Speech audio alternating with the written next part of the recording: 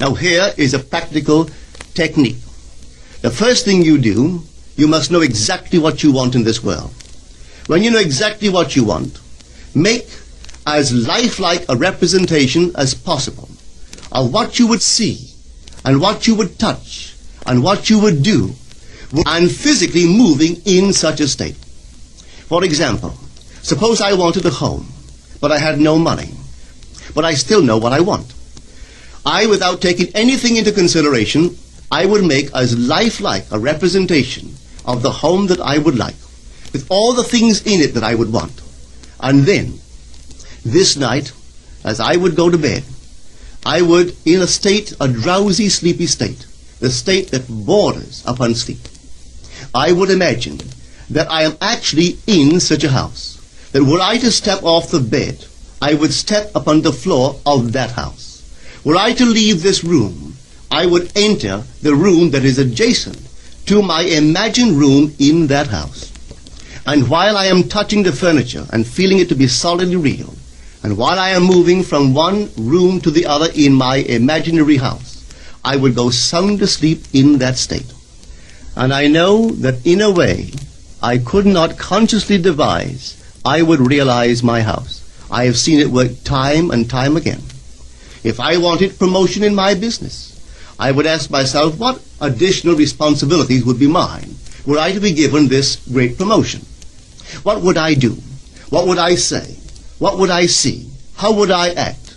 And then in my imagination, I would begin to see and touch and do and act as I would outwardly see and touch and act were I in that position. If I now desired the mate of my life, were I now in search of some wonderful girl or some wonderful man, what would I actually find myself doing that would imply that I have found my state? For instance, suppose now I was a lady. One thing I would definitely do, I would wear a wedding ring. I would take my imaginary hands and I would feel the ring that I would imagine to be there. And I would keep on feeling it until it seemed to me to be solidly real.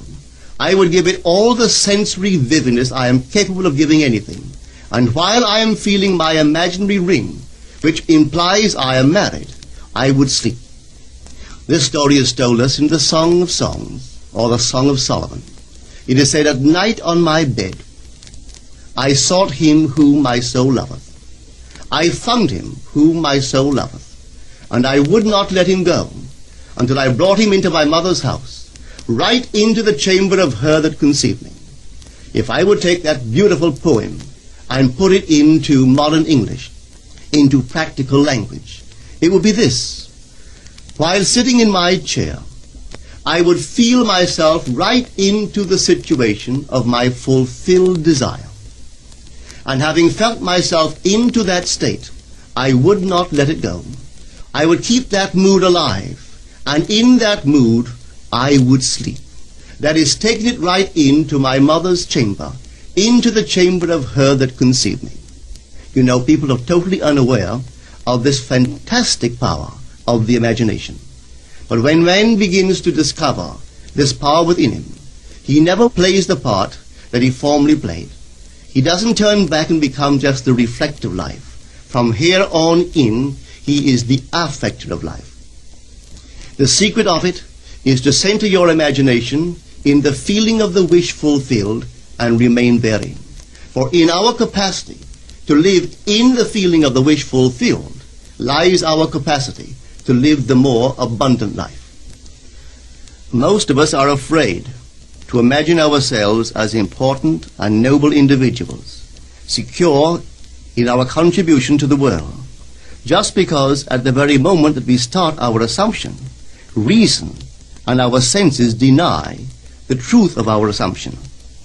We seem to be in the grip of an unconscious urge which makes us cling desperately to the world of familiar things and resist all that threatens to tear us away from our familiar and seemingly safe moorings.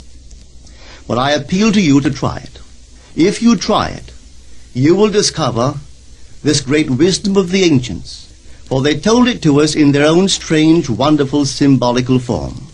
But unfortunately, you and I misinterpreted their stories and took it for history when they intended it as instruction to simply achieve our every objective.